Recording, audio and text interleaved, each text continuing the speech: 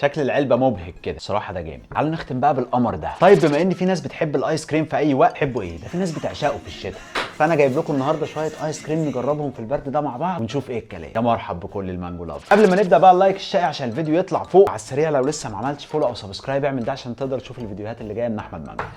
ها هعمل لكم بقى النهارده ميكس ما بين شويه حاجات مستورده وشويه حاجات مصريه اصيل. ودي وطبعا انتوا عارفين القوانين. ببدا بابن بلد. اول نوع معايا هو بارادايس، انتاج مصري، سعره 12 جنيه. ده شكل العلبه من بره. انا جايب حاجه اسمها ريتش شوكليت او بالشوكولاته الغنيه مع شوكليت بيسز او قطع الشوكولاته بتاع اصحابنا اللي بياخدوا مصروف عالي، بس دلوقتي اسعاره نسبيا مش عاليه قوي. العلبه دي 140 مللي وسعرها 12 جنيه. يلا نفتح وندوق. العلبه مش مليانه على اخرها، وفي من فوق كده شويه شوكولاته فعلا او شويه شوكليت شيبس او قطع شوكولاته زي ما هم بيقولوا. علق الجديده اللي هي الخشب دي، بسم الله.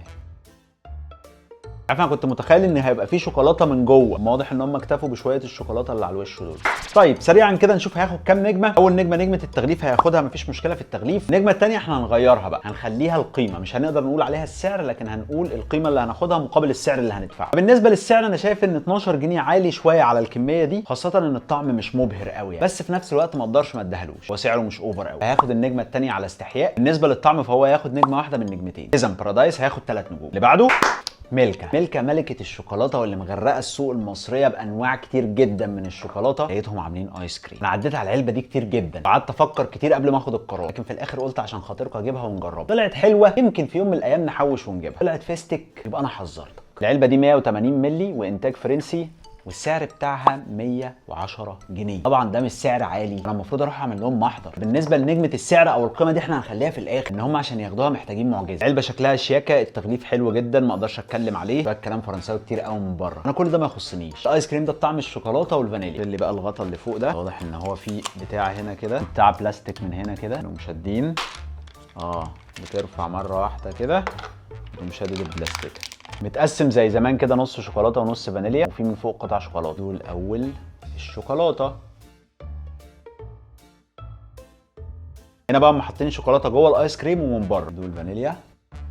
هو طعم الشوكولاته عالي قوي، طعم الفانيليا عالي قوي قوي، بس هل يستاهل ال 110 جنيه؟ يوك. فبالتالي هياخد نجمه التغليف. نجمه القيمه او السعر للاسف مش هياخدها طبعا، وهياخد نجمتين الطعم. فبالتالي ميلكا هياخد برده 3 نجوم. ندخل على اللي بعد. عارف انت سياسه كل نفسك قبل ما حد ياكلك؟ هم عاملين كده. ايس كريم اسمه دام، طبعا ماركه دام معروفه وبتعمل شوكولاتات وبتعمل حاجات ثانيه كتير، وهي انتاج نفس الشركه بتاعت ميلكا، ونفس العلبه مع اختلاف الالوان، نفس الحجم ونفس السعر. 185 مللي ب 110 جنيه. صراحه الالوان هنا احلى، اللون الاحمر كده مع الاصفر، الميكس ده عامل شغل لطيف. اللي مختلف هنا ان ده ايس كريم بالشوكولاته والكراميل، ميلكا كان بالشوكولاته والفانيليا. ودي نفتح الغطا البلاستيك، بعد كده نشيل البلاستيكه دي كده اكنك بتفتح علبه زبادي. شكلها اهو، حاطين برده شوكولاته من فوق، بس هنا طبعا لونها بقى كريمي كده، لون الكراميل. ندوق بسم الله. ايس كريم غني جدا. الشوكولاته اللي محطوطه هنا تحسها كراميلايزد كده، تقرقش معاك سنه، بس طعم الكراميل جوه الايس كريم موضوع تاني خالص. صراحه ده جامد. ده هياخد نجمتين الطعم. ده بقى معاه نجمه التغليف، نجمتين الطعم، وهياخد نجمه المستوى الرفيع او نجمه الاستكه لان هو طعمه بوب. النجمه اللي هيخسرها هي نجمه السعر، ان اكيد السعر بتاعه طبعا مش منطقي. اللي بعده انا هختم بقى بنوعين ايس كريم بقالي كتير قوي بشوفهم، خاصه النوع ده. الايس كريم ده اسمه وندرفيل. شفت موجود في الثلاجه معاه كذا نوع تاني وتقريبا كلهم تحت نفس الشركه. التغليف بتاعه استفزني كده لدرجه ان انا كنت فاكره لفتره طويله ان هو مستورد، لحد ما لفيت العلبه ولقيت مكتوب عليه بالعربي من ورا، وفي اللحظه دي قررت ان انا هشتريه. هخلي ده للاخر لان ده اكتر واحد انا متحمس له في الحلقه. ده وندرفيل بالكوكيز والكريمه، وزنه 150 مللي وسعره 12 جنيه، يعني نفس سعر بارادايس بس اكبر في الحجم، تقريبا نفس شكل علبه بارادايس. هياخد نجمه التغليف، مفيش اي مشاكل. ريحه لطيفه، ريحه كوكيز مع ريحه فانيليا كده رايق. شكل العلبه من جوه اهو، برده مش مليانه قوي، دي من جوه قطع كوكيز كده. اديني في المعلقه الخشب الرايقه. شكل الايس كريم بيفكرني قوي بايس كريم اوريو، خاصه اللي هو البسكوت اللي بيبقى جواه ايس كريم. بسم الله. هو بالظبط الايس كريم تحسه غني قوي، طعم الاوريو مع الفانيليا عالي قوي كده. انا لقيت حاجه في من هنا كده معلقه بلاستيك اهو، عشان لو نسيت تجيب دي تلاقي دي موجوده. دي الصراحه لفته لطيفه. طيب فبالنسبه لوندرفول كوكيز وكريمه، ده تغليف قيمه مقابل سعر، هياخد نجمتين الطعم، فده هياخد 4 نجوم. تعالوا نختم بقى بالقمر ده، ايس كريم بالكوتون كاندي او بغزل البنات. الايس كريم ده انا متحمس له جدا، التغليف بتاعه تحفه. الراجل الديزاينر اللي عامله بصراحه تسلم ايده. الالوان حلوه قوي، شكل العلبه من بره مستورده، انا ما عرفتش ان هو مصري غير متاخر جدا. التصميم والالوان جامدين قوي، شكل العلبه مبهج كده. وفكره بقى ان غزل البنات مع الايس كريم لو طلعت زي اللي في دماغي يبقى احنا هنشوف حاجه عاليه قوي. نفس الكميه بتاعت اللي قبله 150 مللي، والسعر برده هو 12 جنيه. من الحاجات المختلفه اللي لقيتها موجوده في المكونات بتاعته قال لك لون غذائي ازرق، وكاتب جنبها رقم 1. مش عارف ايه معنى رقم 1 دي، بس معنى كده ان الايس كريم ده هيبقى ازرق. نفتح ونشوف، يلا بينا. ازرق. شكل العلبه من جوه اهو، غزل البنات جدا بقى، لونه صايع قوي. بس انا المشكله بقى ان اغلب الحاجات اللي بتحمس لها قوي كده بلبس فيها. الاطفال الصغيره هتحب لونه قوي. بسم الله.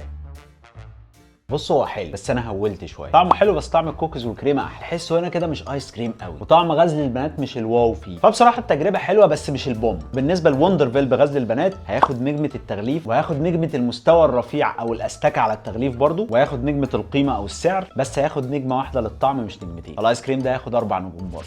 بس كده. الصراحه المنافسه كانت شرسه شويه، مفيش حد خد ال5 نجوم، وده معناه ان مفيش حد كان جامد في كل حاجه. لكن لو سالتني عن تفضيل انا الشخصي واكتر حاجه حبيتها في الحلقه النهارده، هقول لك وندرفيل بالكوكيز والكريم. طعمه حلو، قيمه مقابل سعر، كميه لطيفه. لو عايز تجرب حاجه طعمها حلو وسعرها معقول هتجيب. وعشان اكون امين معاك، لو مزهزهه معاك وعايز تجيب حاجه جامده بس سعرها مش حلو خالص، ممكن تجرب ديمن. يعني ممكن حد يجيب لك هديه في عيد ميلادك، تميل على حد من حبايبك كده. لو عجبتكم الحلقه بقى اللايك الشقي والفولو والسبسكرايب لو انت ما عملتش ده عشان تشوف الفيديوهات اللي جايه من احمد مانجو. واكتبوا لي في الكومنتات ممكن نجرب ايه تاني او اي منتجات لسه ما جربناش هنا مع بعض عشان اجيبها واجربها واقول لكم رايي. واخيرا لكل المانجو لافرز، سي يو.